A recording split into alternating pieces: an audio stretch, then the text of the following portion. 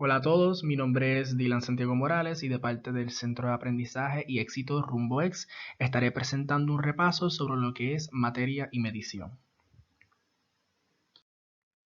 Para poder explicar lo que es la materia y medición, tenemos que conocer primero los conceptos básicos de la química. Para empezar, la química es la ciencia que estudia los materiales y explica la naturaleza del mundo físico que nos rodea y de nosotros mismos. La química también se define como la ciencia que estudia la composición, las propiedades y la estructura de la materia. Además, esta observa los cambios por los cuales pasa la materia y la energía que está asociada a estos cambios. Cuando hablamos de materia, nos referimos a todo lo que tenga masa y ocupe un espacio, es decir, que tenga un volumen. Y esta materia puede ser percibida. La masa no debe de confundirse con el peso, ya que el peso es algo que varía de acuerdo a su posición, mientras que la masa es algo constante no importa dónde esté. La materia también es un término general que aplica a los materiales que nos rodean. Como la química es una ciencia, se debe hacer buen uso del método científico. El método científico es un método que intenta explicar algún fenómeno y consiste y se basa en llevar a cabo experimentos, observar los resultados de estos experimentos y utilizar estos resultados para así formular leyes, teorías o comprobar hipótesis. Cuando hablamos de experimento, estamos hablando del acto en donde se va a observar algún fenómeno o evento bajo ciertas condiciones controladas, y estos resultados de estos experimentos deben ser reproducidos. La ley es un hecho, una proposición corta o alguna ecuación matemática que va a describir algún evento que siempre ocurre en la naturaleza. Las leyes están probadas completamente. Sin embargo, una hipótesis es simplemente una posible explicación para algún fenómeno. Las hipótesis deben ser probadas o negadas por medio de experimentos. Otro concepto que es importante conocer es teoría. Teoría no debe de confundirse con ley ni con hipótesis. Cuando se habla de teoría, se está hablando de alguna explicación de algún fenómeno que está probada y confirmada hasta cierto punto, ya que se ha repetido el experimento varias veces. Una de las teorías más importantes en la química es la teoría atómica de Dalton. Esta teoría establece que los materiales están formados por partículas muy pequeñas llamadas átomos. Gracias a las maneras en que se combinan estos átomos, lleva entonces a la formación de distintas estructuras que podemos observar en la naturaleza. La ley de la conservación de masa.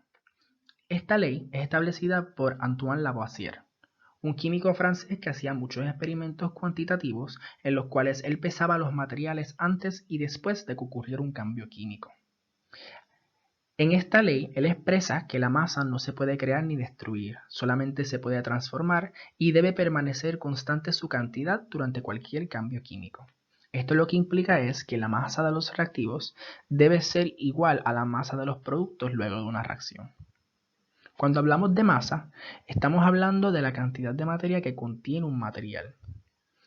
Esta masa puede ser medida utilizando una balanza. Aunque en una balanza se pesa, masa y pesa no son lo mismo, como ya se había establecido. El peso varía de acuerdo a su posición, mientras que la masa siempre es constante. Aquí tenemos un ejemplo de la ley de la conservación de masa. El ejemplo dice así: 5.6 gramos de un metal son mezclados con 20 gramos de un líquido desconocido. Estos reactivos reaccionan formando un gas que se escapa al ambiente y un producto que pesa 21 gramos. ¿Cuál es la masa del gas que se escapó? Como la ley de conservación de masa establece que la masa no se crea ni se destruye, simplemente se transforma, nuestra masa de nuestros reactivos debe ser igual a la masa de los productos. Es decir, la masa del metal más la masa del líquido desconocido deben ser igual a la suma de la masa del producto y la masa del gas. Al hacer esto podemos establecer esta ecuación que está aquí. Esta ecuación entonces nos permite despejar para nuestra variable desconocida, que es la masa del gas. Luego de despejar, podemos resolver dándonos entonces como resultado la masa del gas. La materia es algo que se puede clasificar de distintas maneras. Una de las maneras que podemos clasificar la materia es de acuerdo a su estado físico. Existen tres estados físicos: sólidos, líquidos y gases. Cada uno de estos estados físicos tienen sus propias características. Por ejemplo, el sólido es un estado en el cual sus partículas están lo más pegadas posibles, es rígido, tiene forma y volumen definido y es relativamente incompresible. Los líquidos tienen sus partículas un poco más separadas, tienen volumen definido, aunque no tienen forma definida ya que son fluidos y van a adoptar la forma del lugar donde se encuentren. Además, el líquido es levemente compresible. Por último, tenemos también los gases. Los gases es un estado físico en el cual las partículas están suficientemente separadas, por lo tanto el gas tampoco tiene forma, tampoco tiene volumen definido. Esto se debe a que es un fluido al igual que el líquido, y por tener sus partículas tan separadas, el gas puede ser muy compresible. Otra forma en que podemos clasificar la materia es de acuerdo a su composición. En este diagrama podemos observar cómo la materia se puede clasificar en sustancias puras y mezclas, y cómo estas sustancias puras se pueden clasificar entre elementos y compuestos, y estas mezclas se pueden clasificar entre mezclas homogéneas y mezclas heterogéneas. Las sustancias son materiales a los cuales no se le pueden separar sus componentes por medios físicos. Cada sustancia tiene sus propiedades que la caracterizan sin importar su origen. Las sustancias se pueden clasificar entre elementos y compuestos. Los elementos son sustancias que no pueden ser descompuestas más allá, ya están en su estado más simple. Y los elementos están formados por átomos iguales, por ejemplo, helio, carbono, yodo, entre otros. Los compuestos son sustancias compuestas de dos o más átomos o elementos distintos. Ahí también se pueden observar unos ejemplos como el cloruro de sodio, el ácido clorhídrico y el dióxido de carbono. Por medios químicos uno puede transformar un elemento a un compuesto y compuestos a elementos. Los elementos se combinan en una proporción por masa definida o constante para formar un compuesto. Esto se conoce como la ley de proporciones definidas o ley de composición constante con relación a los compuestos. Además de las sustancias, podemos clasificar la materia como mezclas. Cuando se habla de mezclas, estamos hablando de la combinación de dos o más sustancias que pueden separarse por métodos físicos. Estas sustancias pueden estar compuestas tanto de elementos como compuestos. Las mezclas se pueden distinguir entre homogéneas y heterogéneas. Las mezclas homogéneas, también conocidas como soluciones, son mezclas que tienen apariencias uniformes y a las cuales no se le puede distinguir sus componentes. Un ejemplo de una mezcla homogénea es el disolver sal en un vaso de agua. Al hacer eso, no se puede diferenciar el agua entre el sal. Simplemente parece todo una solución completa. Cuando hablamos de mezclas heterogéneas, la apariencia de estas no es uniforme y se pueden observar las distintas fases y sus componentes. Un ejemplo común de una mezcla heterogénea es la arena. Cuando uno coge arena, uno puede distinguir todas las partículas que está dentro de esa arena. Los materiales pueden describirse, caracterizarse o identificarse a base de sus propiedades físicas y sus propiedades químicas. Cuando se habla de propiedades físicas, nos referimos a las características de un material que pueden ser observadas sin que cambie su identidad. Mientras tanto, una propiedad química es la característica que se observa cuando el material sufre algún cambio químico o algún cambio de identidad. Los cambios que sufre la materia se pueden clasificar como cambios físicos o cambios químicos. Los cambios físicos simplemente son cuando la materia cambia si cambia su identidad. Es decir, la materia cambia su estado o su apariencia. Ejemplos de cambios físicos son fusión, que es un cambio de sólido a líquido, congelación, que es un cambio de líquido a sólido, evaporación, que es un cambio de líquido a gas, condensación, que es un cambio de gas a líquido, sublimación, que es un cambio de sólido a gas, y deposición, que es un cambio de gas a sólido. Los cambios químicos es cuando la materia cambia su identidad, es decir, se forman sustancias nuevas con propiedades físicas y químicas completamente distintas. Un cambio químico puede ser cuando ocurre algún tipo de reacción. La química es una ciencia cuantitativa, por lo que se requiere hacer medidas experimentales. Una medida consiste de dos partes, un número y una unidad. Toda medida está sujeta a un error experimental, y es por eso que al repetir una medida bajo las mismas condiciones se pueden obtener valores distintos. Por esto, una medida se puede evaluar a base de precisión y exactitud. Precisión es cuando los valores están relacionados entre sí y se basa en la reproducibilidad de las medidas. Entre más se parezcan los valores, más precisión hay. Cuando se habla de exactitud, es cuán cercanos se encuentran estos valores medidos al valor aceptado. Entre más cercanos se encuentren del valor aceptado, más exactas son estas medidas. Aquí tenemos un ejemplo en donde todos estos puntos aquí están cerca entre sí. Se puede decir que estos valores son muy precisos, pero como no están cerca del centro, hay poca exactitud. En este caso aquí, del segundo, este segundo aquí, este es el primero, tercero y cuarto. En este segundo, todos los puntitos están en el centro. Por lo tanto, se puede decir que hay mucha precisión porque todos los puntitos están juntos así. Y hay también mucha exactitud porque todos los puntitos están cerca del valor aceptado. Aquí. En este caso, en el 3, se puede decir que hay bastante exactitud porque la mayoría de los puntitos están cercanos al centro. Sin embargo,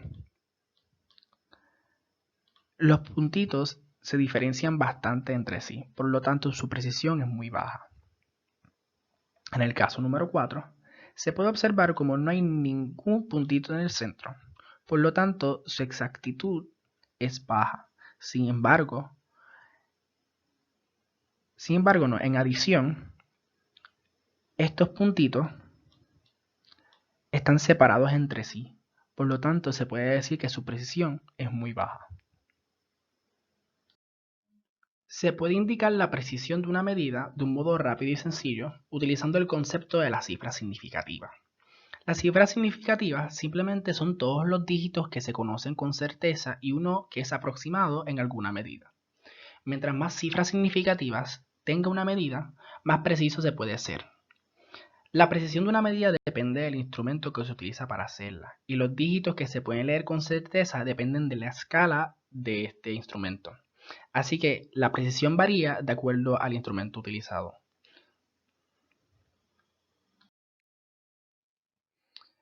Aquí se pueden observar las reglas de la cifra significativa.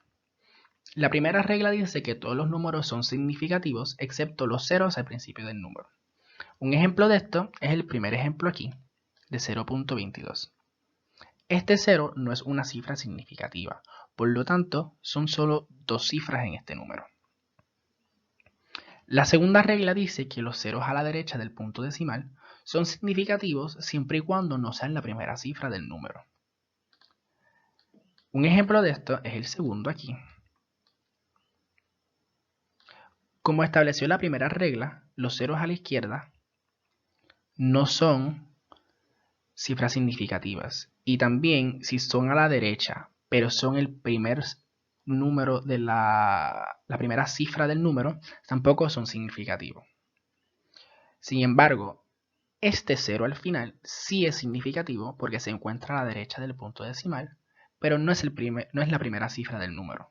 Por lo tanto, son tres cifras. La tercera regla dice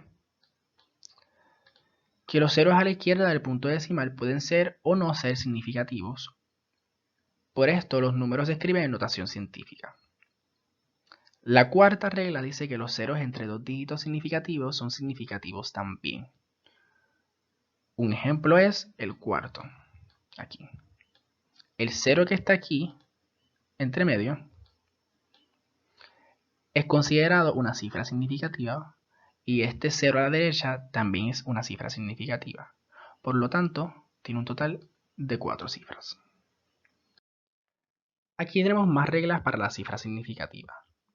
Al multiplicar o dividir, el resultado de esta multiplicación o división debe llevar tantas cifras significativas como la medida que tenga menos cifras significativas.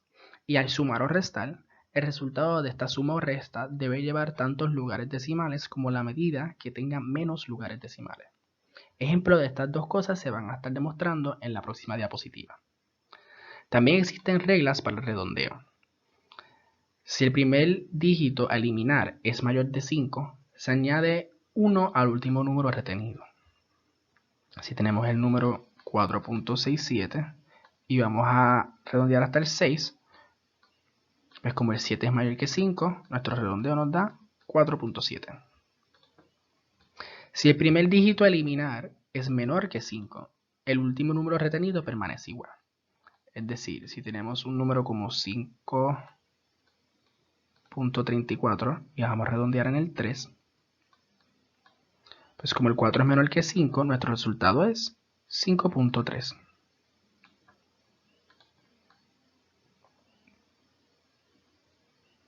La próxima regla dice que si el primer dígito a eliminar es 5 y el segundo y es seguido de algún otro número que no sea 0, se añade 1. Así que si tenemos 7.65,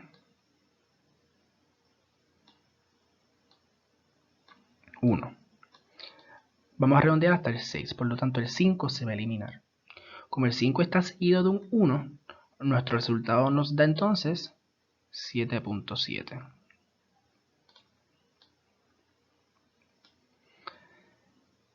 La próxima regla dice, si el primer dígito a eliminar es 5 y es seguido de un 0, se añade 1 si el dígito retenido es impar y se deja igual si es par. Por ejemplo, si tenemos el número 4.350 y vamos a redondear hasta el 3. Como el 5 se va a eliminar y está seguido de un 0, miramos si este valor de aquí es par o impar. Como el 3 es impar, se va a redondear a 4.4. Si en vez de un 3 hubiese sido un 2 o algún número par, se hubiese dejado igual. Y por último, la notación científica. La notación científica es cuando se multiplica por un factor de 10 elevado al número de veces que se rueda el decimal. Si el decimal se rodó a la derecha, el exponente es negativo, y si se rodó a la izquierda, es positivo. Por ejemplo, si tenemos 0.003 y rodamos el punto 3 veces a la derecha, pues tenemos entonces que es 3 por 10 a la menos 3.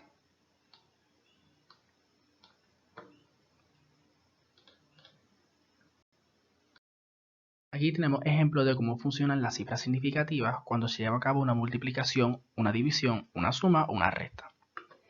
En este primer ejemplo, tenemos que 5.61 por 7.891 dividido entre 9.1. Esto nos da este resultado que está aquí. Este resultado no tiene las cifras significativas adecuadas, por lo tanto hay que redondear. Como establecimos anteriormente, en una multiplicación o división, el resultado debe de tener la misma cantidad de cifras significativas que el número con menor cifras, que en este caso es 9.1. Por lo tanto, se redondea para que al final nos queden dos cifras.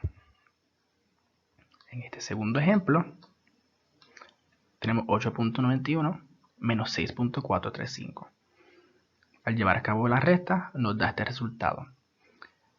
En una suma y una resta, el resultado debe tener la misma cantidad de lugares decimales que nuestra medida o nuestro valor con menos lugares decimales.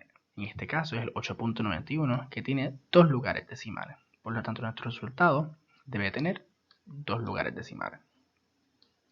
En el ejemplo número 3, es otro ejemplo de multiplicación y división. El resultado de esto no tiene las cifras correctas. Al llevar a cabo este análisis, podemos observar que el número con menor cifras es el punto 23. Por lo tanto, nuestro resultado debe tener 2 cifras. Sin embargo, como tiene estos ceros antes, es mejor dejar esto expresado en notación científica. Como se rodó el punto 2 veces hacia la derecha, se multiplica entonces por 10 a la menos 2. Y por último, en este ejemplo es otra suma. Al llevar a cabo esta suma, nos da esto. Como ambos tienen la misma cantidad de lugares decimales, el resultado tendrá la misma cantidad de lugares decimales. El Sistema Internacional de Unidades. Los dos sistemas de unidades más comunes y más utilizados son el sistema métrico y el sistema inglés. Sin embargo, los científicos utilizan el Sistema Internacional de Unidades, el cual es un sistema basado en el sistema métrico.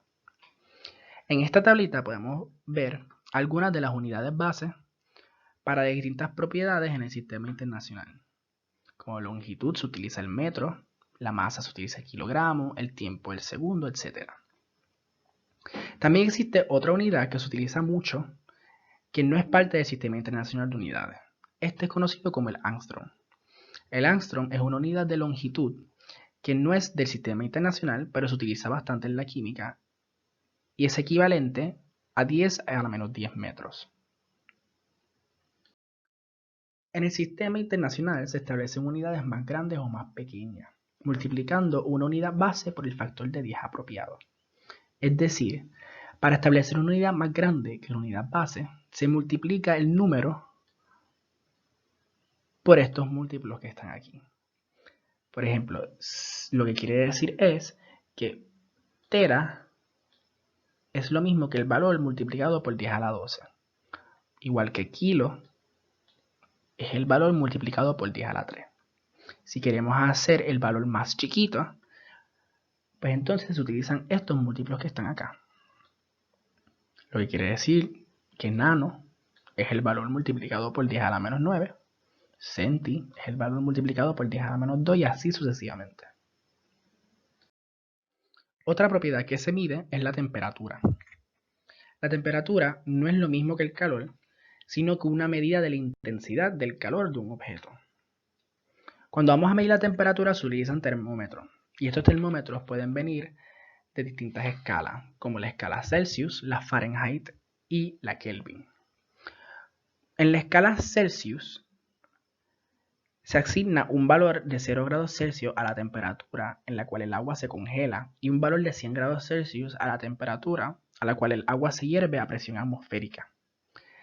Esta escala es la que es usada comúnmente en la ciencia. Sin embargo, la escala Fahrenheit es de uso común en los Estados Unidos. En esta escala se le asigna un valor de 32 grados Fahrenheit a la temperatura, lo cual es equivalente a 0 grados Celsius, y un valor de 212 grados Fahrenheit a la temperatura a la cual se hierve el agua a presión atmosférica, lo es equivalente a los 100 grados Celsius. Utilizando esta relación entre los 32 y los 0 grados, y los 100 grados Celsius y los 200 grados Fahrenheit, se pueden obtener estas dos ecuaciones que nos permiten relacionar la temperatura en Celsius con la temperatura en Fahrenheit. Como se pudo observar anteriormente en la tabla de las unidades del Sistema Internacional, la temperatura se medía en Kelvin, y esta es nuestra última escala de temperatura. El Kelvin es una escala absoluta, lo que implica que el valor mínimo de temperatura que teóricamente se puede obtener es 0. Después del 0 no hay más nada, no se pueden obtener valores negativos. En esta escala, el punto de congelación del agua es de 273.15 Kelvin, lo que equivale a 0 grados Celsius y 32 Fahrenheit, y el punto de ebullición de agua es 373.15 Kelvin, lo que equivale a 100 grados Celsius y 212 grados Fahrenheit. Utilizando esta relación, se puede observar y se puede definir esta ecuación que está aquí, que relaciona el Kelvin con el Celsius y establece que para convertir de Celsius a Kelvin simplemente se le añade 273.15. No se puede convertir directamente de Fahrenheit a Kelvin, sino que habría que convertir de Fahrenheit a Celsius y de Celsius a Kelvin. Aquí en esta imagen podemos observar cómo se relacionan las distintas escalas. Podemos observar que en 32 grados Fahrenheit es lo mismo que 0 grados Celsius, lo cual es lo mismo que 273 Kelvin. También podemos observar cómo después del 0 en la Kelvin no hay ningún otro valor. Sin embargo, la Celsius puede llegar hasta negativo 273 y el Fahrenheit puede llegar hasta negativo 459, por lo menos en este caso.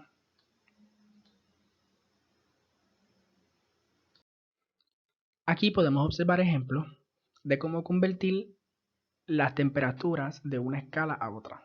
En el primer ejemplo, tenemos que un líquido se hierve a 159 grados Celsius y nos están preguntando cuánto es esta temperatura en Fahrenheit. Pues utilizando la ecuación anterior, que establece que Fahrenheit es igual a 1.8 por Celsius más 32, sustituimos este valor en la ecuación.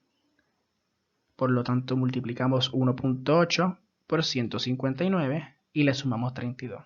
Al final, nuestro resultado nos da 318 grados Fahrenheit. En el segundo ejemplo, nos dicen que un horno está encendido a 400 grados Fahrenheit. Y nos preguntan cuánto es la temperatura en Kelvin. Como ya he mencionado anteriormente, no podemos ir de Fahrenheit a Kelvin. Eso es un no. Primero vamos a convertir de Fahrenheit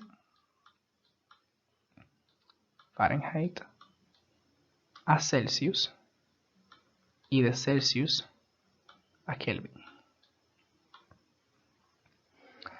Para hacer eso utilizamos la ecuación que relaciona Celsius y Fahrenheit, que en esencia es la misma a esta, simplemente despejada para C. Y sustituimos el valor del Fahrenheit aquí, en la ecuación. Tenemos entonces 400 menos 32 sobre 1.8 y tenemos la temperatura en Celsius. Esta temperatura entonces la reemplazamos en nuestra ecuación del Kelvin, que nos dice entonces que Kelvin es igual a C más 273.15. Así que 204.4 más 273.15 nos da la respuesta en Kelvin, 477.55 Kelvin.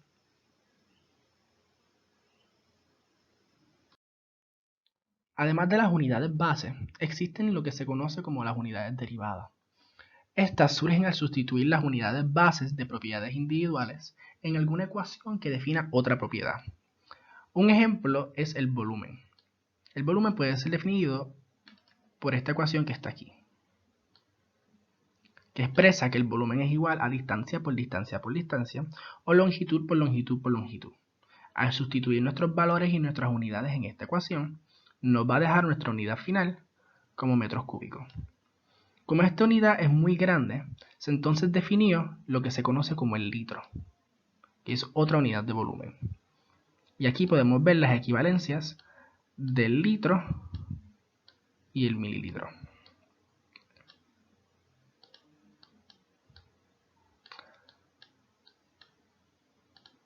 Otro ejemplo de unidades derivadas es el área. El área es definida como largo por ancho.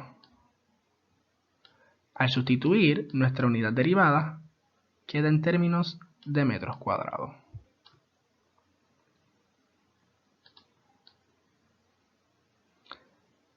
Lo mismo ocurre con la velocidad. Si sustituimos nuestras unidades base en nuestra ecuación de velocidad, que dice distancia sobre tiempo, tenemos entonces nuestra unidad derivada, metros por segundo. La densidad es otra propiedad que tiene una unidad derivada. La densidad puede ser definida como masa dividida entre el volumen y puede ser expresada como esta ecuación que está aquí. Al sustituir en esta ecuación, nos puede dejar la unidad en términos de kilogramos por metros cúbicos, como en gramos en centímetros cúbicos y como en gramos entre mililitros. Puede variar. La densidad es considerada una propiedad intensiva, ya que esta no depende de la cantidad de materia. Es decir, no importa cuánta materia haya, la relación entre la masa y el volumen siempre será igual, así que la densidad no cambiará. Una propiedad extensiva sí depende de la cantidad de materia. Masa es una propiedad extensiva. A medida que la cantidad de materia cambia, el valor de la masa también. La densidad se puede utilizar como un factor de conversión. Un ejemplo de esto se puede ver aquí. Dice, se pesaron 30.3 gramos de etanol. ¿Cuál es el volumen de la muestra? Y nos da la densidad, que es 0.789 gramos entre centímetros cúbicos. Como ya sabemos que la densidad es masa entre volumen, podemos despejar esta ecuación y dejarla en términos de V. Así que volumen es masa entre densidad. Al sustituir nuestros valores de masa y de densidad en la ecuación, podemos observar que estos gramos van a cancelar estos gramos, dejándonos todo en términos de centímetros cúbicos, que es una unidad de volumen.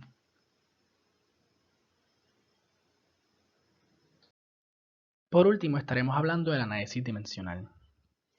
El análisis dimensional es un método de hacer cálculos donde se somete tanto el número como la unidad a la operación matemática correspondiente.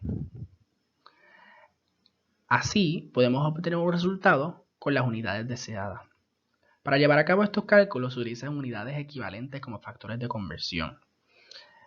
La tabla donde expresaba los distintos múltiplos de las unidades para el sistema internacional se pueden utilizar como factores de conversión, ya que habíamos dicho que, por ejemplo, kilo, que es K, es 10 a la 3.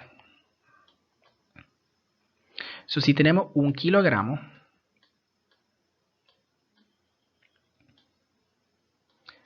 es igual que 10 a la 3 gramos.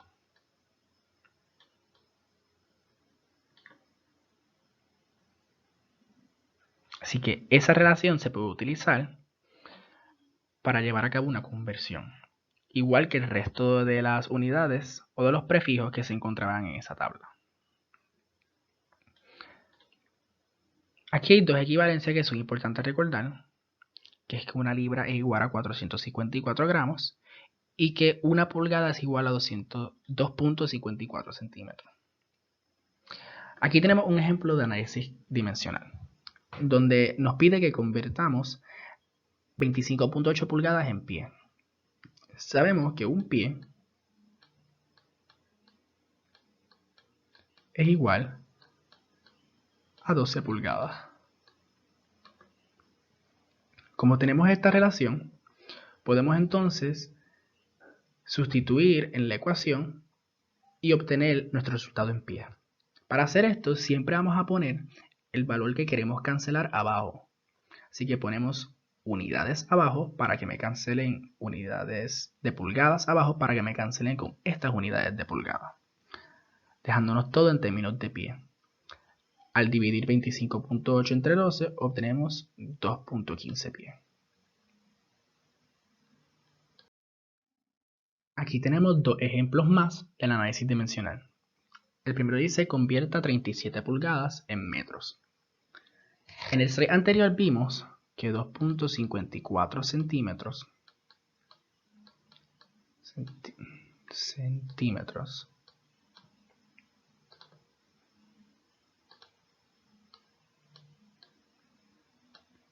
es igual a una pulgada.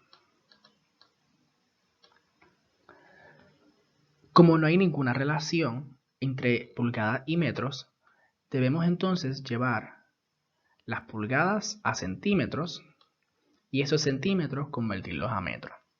Así que sustituimos en nuestra ecuación ponemos nuestras pulgadas abajo para que cancelen pulgadas con pulgadas y nos dejen términos de centímetros. Ya hacer esta multiplicación, ya tenemos nuestro valor de centímetros. Así que para cancelar estos centímetros, lo que hacemos es que utilizamos la relación que 10 a la menos 2 metros es igual a 1 centímetro. Ponemos nuestros centímetros abajo para que me cancelen con estos centímetros y dejen todo en términos de metros. Al darnos este valor, tenemos que observar lo de la cifra significativa. Nuestro número con menor cifra es el del 37, ya que estos son relaciones dadas, así que no se cuentan para la cifra significativa. Como el 37 solamente tiene 2 cifras, nuestro valor final debe tener 2 cifras.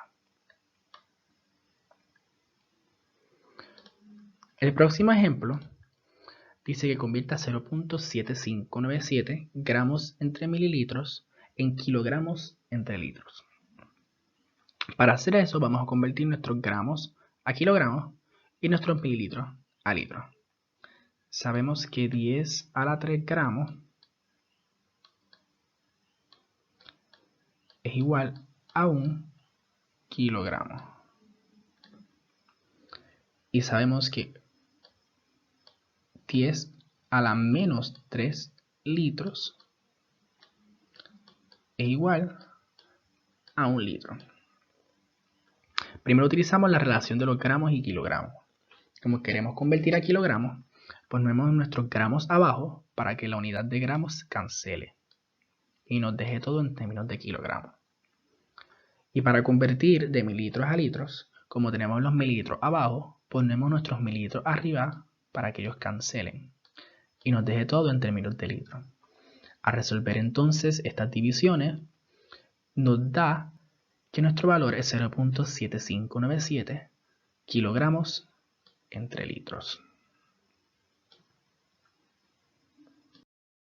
Nuestro último ejemplo de análisis dimensional nos dice que un material pesa 45.2 gramos y ocupa un volumen de 10.8 centímetros cúbicos. Calcule la densidad del material en kilogramos por metros cúbicos. Tenemos la ecuación de densidad que nos dice que es masa entre volumen. Como tenemos eso, sustituimos el valor de la masa y el valor del volumen, dándonos entonces 45.2 gramos sobre 10.8 centímetros cúbicos. Al resolver esto nos da 4.185 gramos por centímetro cúbico. Pero tenemos un problema, porque nos piden esto en kilogramos por metros cúbicos. Kilogramos por metros cúbicos.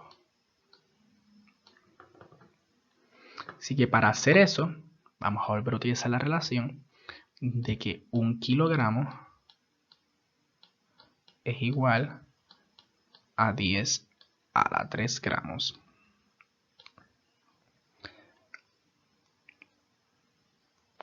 Sin embargo, no hay ninguna relación entre centímetros cúbicos y metros cúbicos. ¿Qué hacemos? Lo que hacemos es que utilizamos la relación de centímetros, que es 1 centímetro es igual a 10 a la menos 2 metros. Y lo elevamos todo al cubo, que es lo que se hace aquí. Así que sustituimos el 4.185, lo multiplicamos por 1 kilogramo sobre 10 a la 3 gramos para que los gramos nos cancelen. Y utilizamos la relación de centímetros a metros elevada al cubo, porque al elevar al cubo, estos centímetros cúbicos van a cancelar con esto. Al resolver esto, nos da entonces 4.185 kilogramos entre metros cúbicos.